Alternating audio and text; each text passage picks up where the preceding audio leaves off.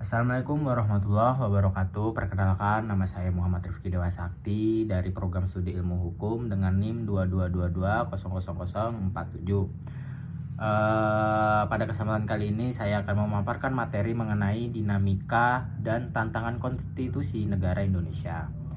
Nah, di sini saya sudah bukan merangkum ya, menulis sedikit lah tentang mereview materi tentang dinamika dan tantangan konstitusi negara Indonesia. Nah, jadi konstitusi merupakan aturan dasar yang menjadi landasan dalam penyelenggaraan sebuah negara. Di Indonesia, konstitusi yang berlaku adalah Undang-Undang Dasar Negara Republik Indonesia tahun 1945 atau yang bisa kita kenal sebagai UUD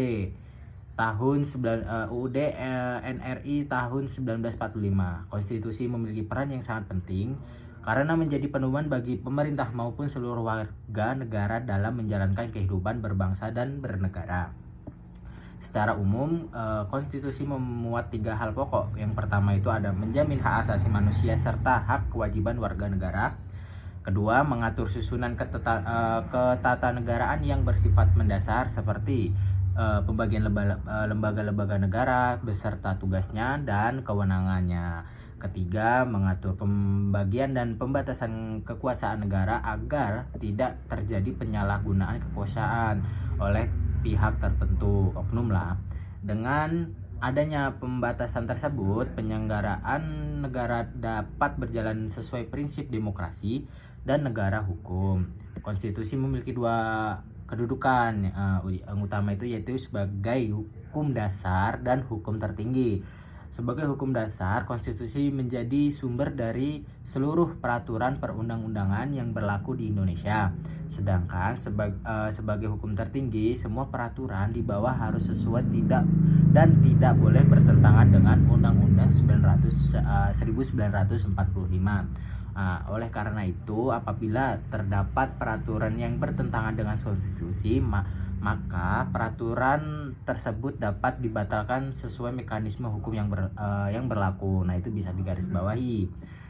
Selain memiliki kedudukan yang penting, konstitusi juga memiliki berbagai fungsi, di antaranya yaitu membatasi kekuasaan negara, bergantung hubungan antar lembaga negara, mengatur hubungan antara negara dengan warga negara, memberikan legitimasi terhadap penyelenggaraan kekuasaan, menjaga kesatuan bangsa, menjadi alat pengendalian sosial, dan menjadi sarana pembaruan masyarakat sesuai dengan perkembangan zaman.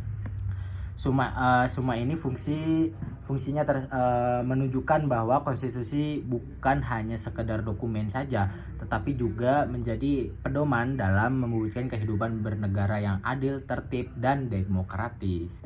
Nah, setelah Indonesia merdeka pada 17 Agustus 1945, Undang-Undang Dasar ini ditetapkan sebagai konstitusi negara pada tanggal 18 Agustus 1945. Namun Presiden Soekarno pernah menyampaikan bahwa Undang-Undang 1945 ini merupakan undang-undang dasar yang bersifat sementara atau UUD kilat, sehingga apabila kondisi bangsa berkembang, maka konstitusi tersebut dapat disempurnakan sesuai kebutuhan negara. Terus seiring berjalannya waktu, Indonesia mengalami berbagai perubahan dalam kehidupan politik dan ketatanegaraan. Oleh karena itu, dilakukan amandemen UUD 1945 sebanyak 4 kali, yaitu pada tahun 1999, setelah itu tahun 2000, dan dilanjut 2001, dan pada akhirnya 2002.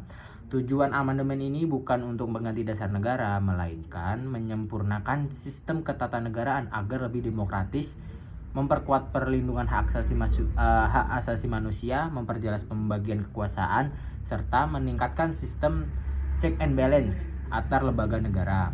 Proses perubahan tersebut dilakukan sesuai dengan pasal 37 Undang-Undang Dasar 1945 yang mengatur bahwa perubahan hanya dapat dilakukan oleh MPR dengan persetujuan yang tertentu.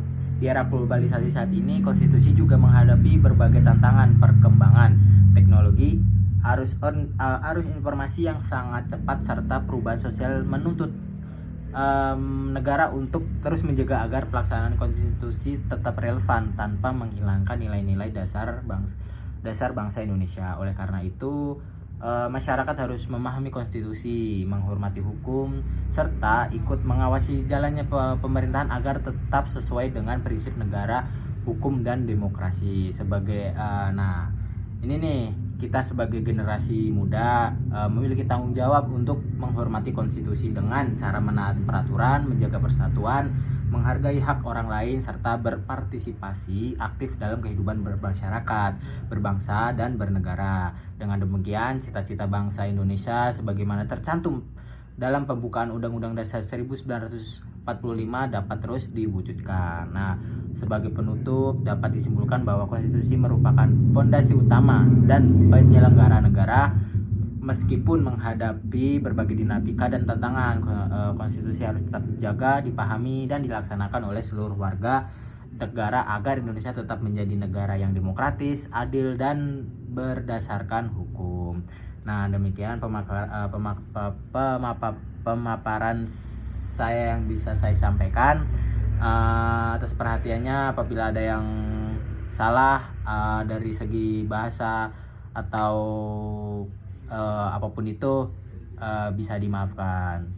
Cukup sekian. Wassalamualaikum warahmatullahi wabarakatuh.